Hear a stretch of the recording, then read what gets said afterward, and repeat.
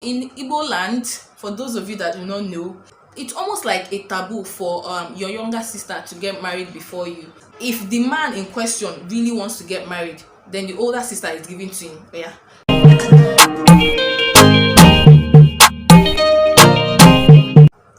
Hello guys, and welcome back to my YouTube channel. My name is Uche, and if this is your first time on this channel and you're not subscribed yet, please click on the subscribe button down below so you get notified whenever I post a new video. And if you're a returning viewer and you've still not subscribed, I don't know what you're waiting for, but the subscribe button is down below, so just click on it. So guys, in this video I'll be reviewing the book Mmirinzo, The Ones Who Are Rain by Achalugo, Chioma, Ezekobe.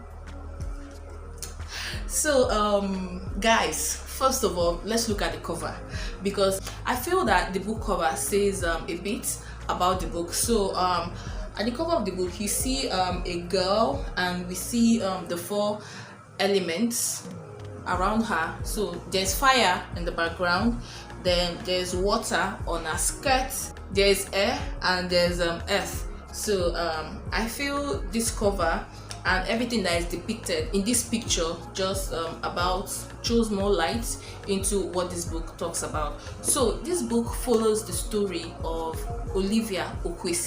Olivia is a working lawyer in Lagos State, and we see that she's approaching her 28th birthday, and there's also preparation for her younger sister's wedding. But the thing with Olivia is that she soon begins to suffer blackouts. So she might just be in an environment, or she might just be presenting something or be in a public place, and before you know, she will just faint. So she was having this regular blackout, and it defied science, it defied normal medical practices, and it just felt like there was an issue, and it needed to be addressed before it became over the top, because at this point it was getting too much. As Olivia suffers this blackout, she also falls into a trance on a regular basis, and there she's being summoned to come home to undergo some practices. These trances that she was entering, it was almost like a solution to her problem, because there she's being told of who or what she really is. So she embarks on this journey to the village, and then she meets a relative who guides her, who tells her what she really is. So long story short, Olivia is an Mmirinzo. Just like the title says, Mmirinzo, they are the ones who are rain. So from what I was able to gather from the book, she's a rainmaker. Now there are people who are rainmakers, and when they just came to this earth, they learnt it, they studied it, and they knew how to make rain. But for Olivia, it is inborn. So she has lived different lives, and it is just what she and Achi. So Chi in Igbo land is a small god. So this small god is supposed to guide you and guard you through your sojourn here on earth. This was the agreement she made with Achi, that she was going to be an Mmirinzo. So it is just something that is her. So she has to undergo these rituals that will make her a full Mmirinzo, that will make her come into what she really is before her 28th birthday. If not, there were going to be serious defects. We see that Olivia, there's this worry that she has, that okay, that people will think that she's unhappy that her younger sister was getting married before her. So in Igbo land, for those of you that do not know, it's almost like a taboo for your younger sister to get married before you. People begin to look at you like, okay, something is wrong with you if your younger sister gets married before you.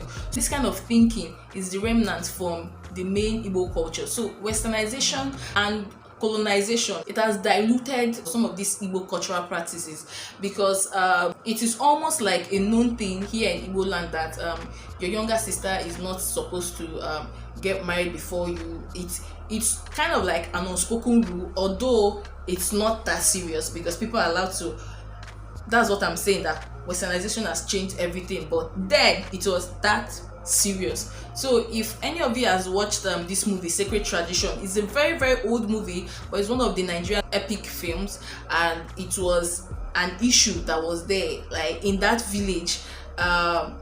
Younger sisters are not allowed to marry before their older sisters. If the man in question really wants to get married, then the older sister is given to him. Yeah, since you want to get married, marry your older sister, or you would wait till the older sister is ready to get married, or till the older sister sees a husband before you marry anybody you want to marry. The thing with Olivia is that she wasn't sad that her younger sister was getting married before her. She and her younger sister, they're actually very, very close, so she was in fact happy.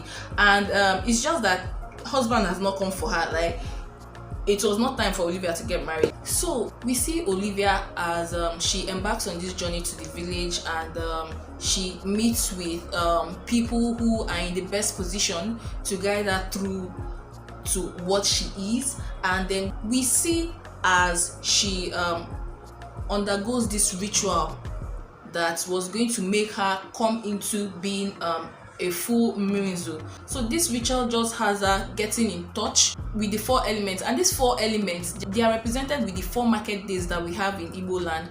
Afo represents earth, Eke represents wind, Ori represents water, Nkwo represents fire. So she has to go through these 4 elements to finally be able to make her own rain. So these practices, everything is well explained in this book. So if you're someone that does not know, you're made to understand. Reference was also made to Chukwuemeka Ike's book, The Bottled Leopard, and this was when a character in the book, Eloka, was trying to explain to Olivia that you can't run away from your destiny, and there are some things that you just have to do. There's something like that is called Agu that is sent to you. Way before I read this book, I've heard of cases where maybe someone is supposed to be the next in line to become a herbalist or a king, and maybe he doesn't want this responsibility, maybe he's running away from it. Things are sent to him, like ailments are made before him. Either he runs mad or he falls sick.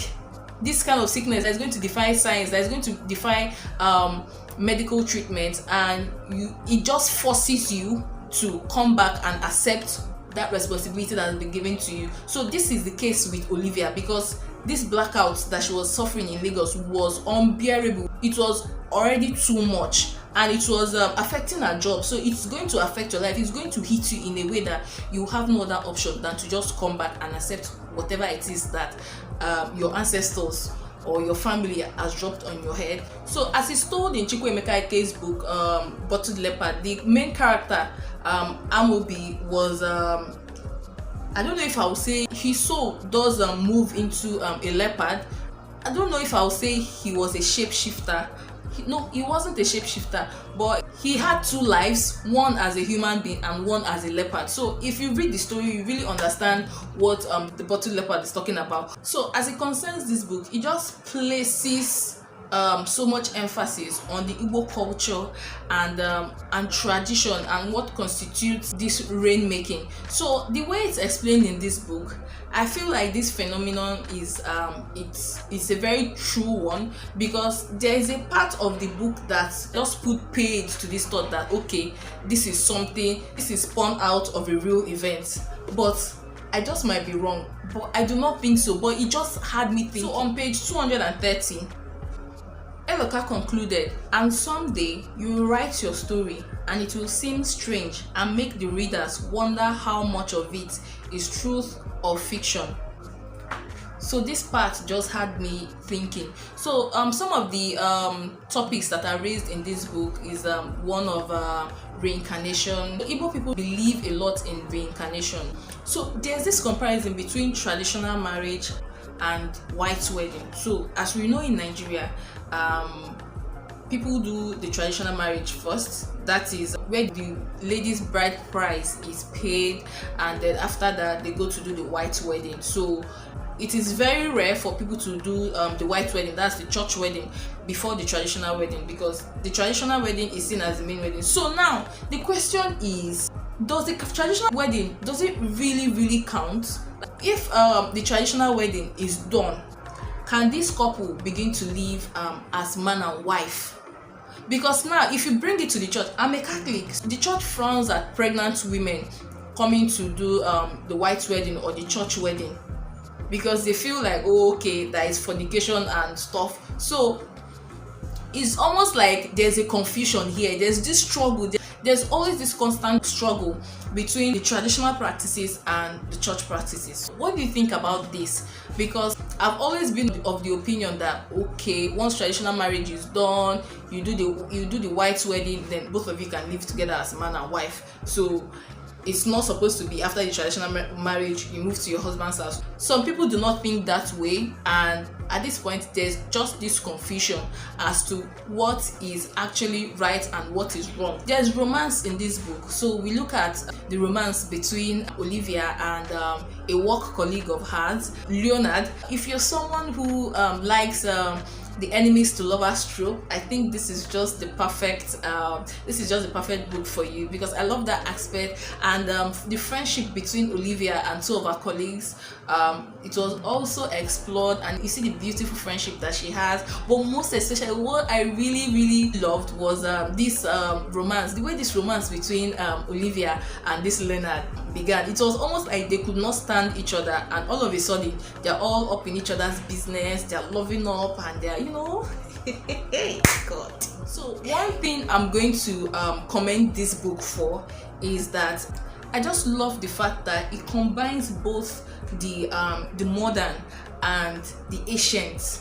There's just this combination, there's this balance within them, there's this place where they just shake each other, and it just goes to say that the past always have its influence on the present. I don't know if you get what I mean, but that's just what it is. It's just because the world is more civilized now and everything is modern, it doesn't mean that you throw away the cultural practices. Because as Olivia finally becomes this Mmirinzo, her mentor or a guide, that is Auntie Afulenu, her story is also told, and we see how she combines being an Mmirinzo with her family and her work. So being an Mmirinzo doesn't disturb you from doing what you have to do. And we also see that there's even an association of this Mmirinzo, that is of rainmakers. So I do not feel like this story is pure fiction, because I've heard of rainmakers, people who hold rain. You know, when you want to have your wedding or you have an important occasion, you pay some people to hold the rain for you. Rainmakers, it's a thing in this part of the book. Another favorite part of this book was the last part, where we see Olivia bringing down her own rain, like almost like she was doing it without any guy, she was doing it on her own. So that part, as it was described in the book, it just felt like pure art. The narrative pattern of this book is very welcoming, so this book is very easy to read. So I just love as there's a blend of law, there's a blend of cultural practices, there's a blend of romance, friendship, and all those good stuff. So there's just this perfect blend that just makes the story a very beautiful read. So this story was not lost on me. I enjoyed every minute I spent reading this book. I feel this book is very descriptive. It's very descriptive, and it just tells you a whole lot about our old beliefs. It just makes you come into, if you're someone who likes stories about old beliefs and, you know, cultural practices, old cultural practices, then this book is definitely what you want to read. Like, this book is just it. And I had a sore time reading this book. So will I recommend this book for you to read? Of course, 100%. I'll recommend this book to anybody who cares about reading African literature or who cares about reading. Got to the end of this video. Thank you so much for clicking on this video. Do not forget to like this video so that YouTube recommends it to other viewers. Leave your comments in the comment section down below. I'll respond to your comments and we can have a full-blown discussion there if you want. And please do not forget to share this video and also subscribe. So guys, I'll be seeing you in my very next video. Thank you so much for watching to the very end. I love you guys. Bye.